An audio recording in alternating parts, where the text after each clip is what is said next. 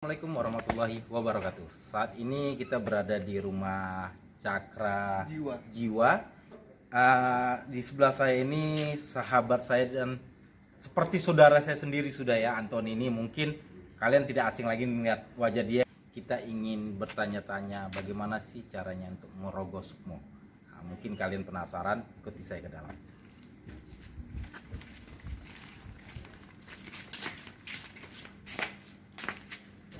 Assalamualaikum. Salam.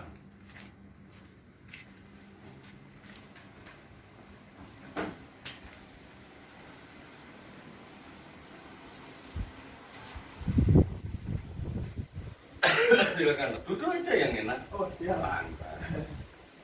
Gimana? Ya, alhamdulillah kita sudah diperbolehkan untuk berbincang-bincang sama Mas Cakra.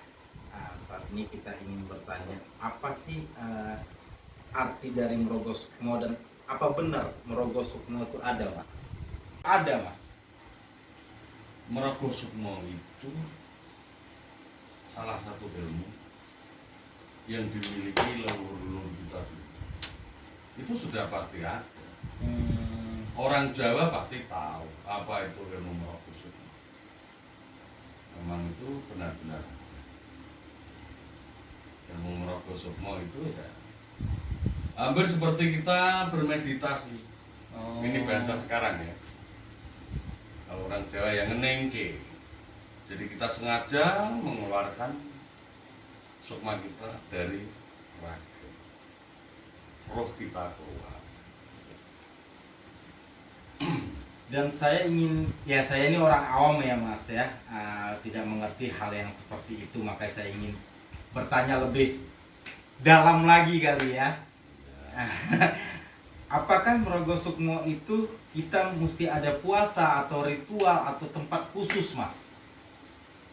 Setiap ilmu yang berhubungan dengan goib itu sudah pasti harus ada lelakonnya, harus ada tirakatnya, harus ada puasanya, harus ada ritual dan macam-macam. Puasanya pun juga berbeda, bukan seperti kita puasa-puasa wajib. Contoh seperti puasa mute, puasa ngerowot, dan puasa lainnya. Ngerowot itu apa sih Mas dalam bahasa Indonesianya? Ngerowot itu sebenarnya bahasa Jawa, artinya puasa ngerowot itu kita tidak makan beras, tidak makan nasi. Jadi yang dimakan umbi-umbian kayak singkong, ubi, gembili, dan sebagainya. Tapi tidak memakan nasi. Oh, Itu ngerowot, kosong ngerowot.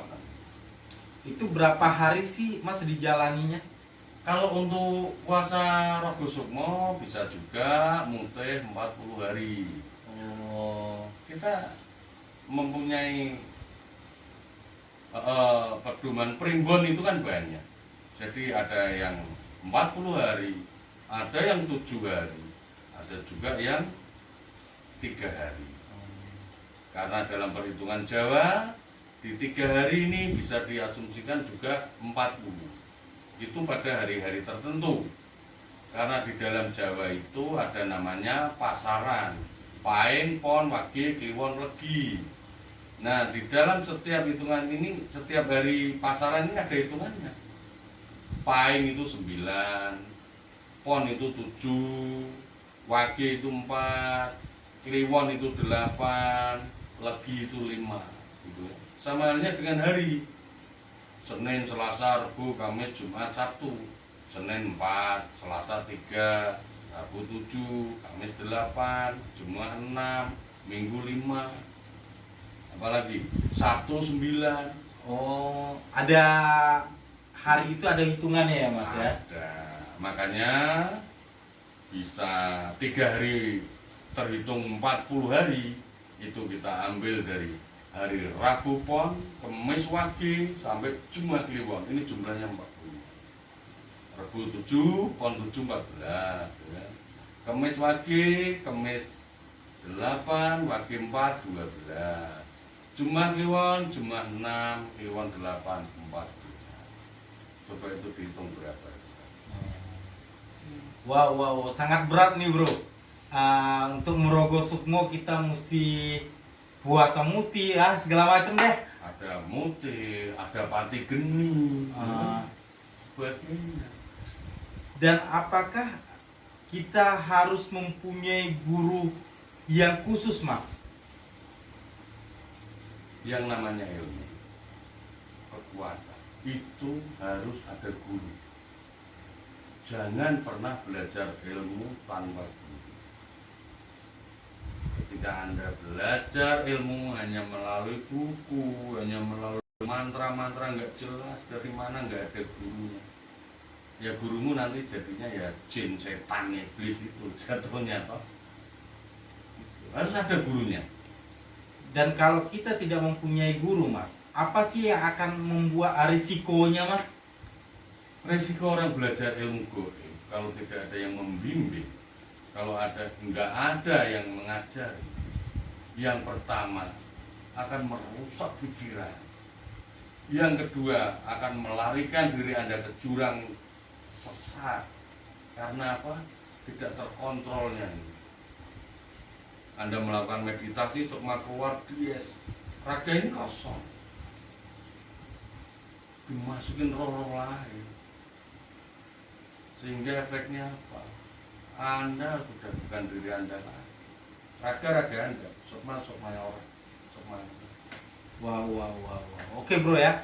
Jadi kalian itu harus mempunyai guru dan jangan coba-coba mempelajari ilmu merogoh sukmo itu dari buku atau dari internet kali ya mas ya. Iya, zaman modern. Mungkin Anthony ada yang ditanyakan? Oh ya tentu dong. Ini sebagai Mas Cakra ini sebagai ahli supranatural yang menurut saya sih namanya sudah terdengar sangat besar sekali ya gitu. Jadi saya sangat antusias sekali untuk bertanya soal supranatural nih mas gitu. Saya pernah mendengar tentang pedang Nogo Sosro. Orang seperti apa sih yang bisa memiliki pedang itu? Dan banyak banget di luar sana pakar-pakar supernatural itu mengaku-ngaku saya memiliki pedang Nogo Sosro. Sebenarnya bentuk asli itu seperti apa? Asalnya itu dari mana? Dan orang seperti apa yang bisa mendapatkan pedang Nogo Sosro itu? Sebenarnya kalau Nogo Sosro itu ya mas, itu bukan pedang, tetapi keris. Ya. Keris Nogo Sosro itu memang ada. Kita orang Jawa pasti percaya bahwa keris Nogo Sosro itu ada. Tapi kalau mengaku-ngaku pada punya, berarti yang mengaku punya keris Nogo Sosro itu orang yang tidak pernah tahu sebenarnya apa itu keris Nogo Sosro. Karena orang yang mempunyai keris Nogo Sosro pasti orang itu mempunyai kedudukan, mempunyai kewibawaan, mempunyai satu jabatan yang sangat luar biasa. Karena kekuatan keris Nogo Sosro itu untuk orang menjadi satu kewibawaan yang luar biasa, menjadikan dia mempunyai kedudukan yang sangat tinggi. Jadi kalau ada yang ngaku punya keris Nogo Sosro, sabu rinten, bla bla bla, silakan mengaku. Berarti dia tidak tahu apa itu keris Nogo Sosro. Dan apa tirakat-tirakat yang harus dilakukan oleh seseorang untuk dia itu bisa mendapatkan keris Nogo Sosro? Apa dia harus puasa pati geni, muti, dan misalnya dia harus wirid atau apapun itu? Kalau keris Nogo Sosro itu bukan seperti ini. Keris Nogo Sosro itu kan sebuah keris yang berbentuk benda, sehingga tidak perlu tirakat, tidak perlu berpuasa. Keris Nogo Sosro itu kan hampir seperti wahyu. Dicari pun dia pun juga orang akan mendapatkan keris juga, tetapi kan belum tentu itu Nogo Sosro. Hanya orang mengaku-ngaku aja kalau mendapatkan keris Nogo Sosro. Kalau mungkin keturunannya keris Nogo Sosro yang sama lah, itu juga banyak. Dimanapun tempat-tempat petilasan para leluhur kita, mereka juga punya keris itu, tapi belum tentu keris itu Nogo Sosro. Walaupun bentuknya sama persis dengan keris Nogososro. Jadi untuk mendapatkannya pun ya tidak harus ritual, karena itu bukan sebuah ilmu goib, karena itu benda yang bisa kita pegang. Gitu loh, Mas. Itu wahyu itu, turun temurun artinya. Bukan harus seperti ilmu kayak Rogo Sukmo tadi harus puasa, harus pati geni dan sebagainya. Wow. Interesting sekali ya, sangat menarik saya Ron. Makanya kalau mau keris-keris gitu, sampean mau cari di petilasan-petilasan siapapun, tempat-tempat angker, tempat-tempat apa, ambil keris, dapat keris, narik keris. Orang bisa mengatakan itu keris Nogososro lah apa. Sampean punya keris, udah. Keris itu kan isinya sukma, roh langgeng. Itu bisa diundang. Oke Mas, Mas berbicara masalah ruh atau khodam nih ya Mas ya. Apa sih khodam di dalam keris Nogososro ini Mas? Keris roh Nogososro itu dihinggapi yang namanya roh langgeng. Roh langgeng itu roh orang-orang sakti jangan tinggi. Roh orang sakti sehingga dia mampu mengeluarkan satu kekuatan yang sangat luar biasa. Ini dipengaruhi dengan kekuatan goib. Karena di dalam keris itu ada satu roh yang menempatinya. Di dalam benda. Makanya tidak bisa orang mengaku-ngaku punya keris Nogososro kalau bukan orang pejabat ini, orang yang mempunyai kedudukan. Kalau dia punya, berarti dia punya kedudukan. Karena fungsinya keris Nogososro itu untuk kewibawaan dan untuk kedudukan orang. Untuk menjadi pejabat berarti.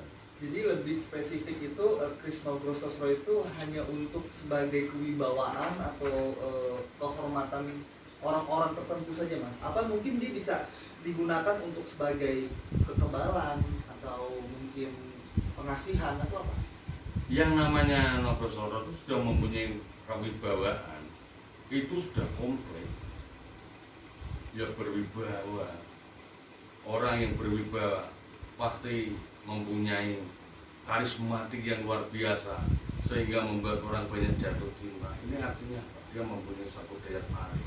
Sama halnya seperti pengasihan tadi. Untuk kekuatan, kekebalan. Karena apa? Dipengaruhi dengan kekuatan-kekuatan yang ada di keris tersebut. Wow. Kalau kita punya keris itu enak juga kali ya Mas ya. Kalau sampean yang punya, saya rasa malah nanti takutnya. Salah jalan. Jangan ikut-ikut mengaku punya keris. Nanti kita cariin lah keris di tempat-tempat mana sampean tahu yang angker, ambilin itu yang mau tahan bacok mau apa. Dan satu lagi pertanyaan saya Mas. Saya mendengar dari orang-orang gitu ya Mas ya. Apakah benar sebuah keris Nogososro ini dari sarungnya itu Mas dia bisa kebuka sendiri dan berdiri sendiri Mas? Kalau Nogososro yang asli bisa. Oh. Itu pun kalau diperlukan, itu pun kalau mau digunakan. Siapa yang megang? Ya kalau nggak diundang, nggak dipegang, ya dia tetap masuk di dalam rangkanya. Itulah realnya keris Nogososro, makanya banyak sekali yang bikin keris didiriin, bikin keris yang dilem-lem segala, biar mereka ketipu apa saja tahu. Jangan salah Mas, kita itu harus benar-benar jeli. Ya, tidak perlu. Dan apakah keris Nogososro itu bisa mengangkat susuk seseorang Mas?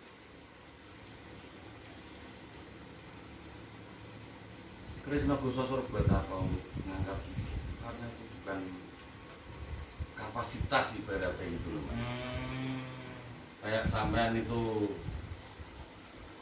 seorang petinju Mike Tyson terus melawan anak junior baru. Ini bukan kapasitas. Nogososro itu untuk apa aja? Karena daya kekuatan magicnya, magisnya, kekuatan goibnya luar biasa. Apapun bisa. Itulah kekuatan hebatnya Nogososro. Makanya orang hampir separuh di negara kita itu kegilaan dengan Nogososro. Ya, saya dengar sih Mas banyak yang saya punya Nogososro, saya punya kan gitu Mas. Ya itu kembali lagi kan. Kalau mereka mengaku-ngaku punya, dia tidak akan seperti itu.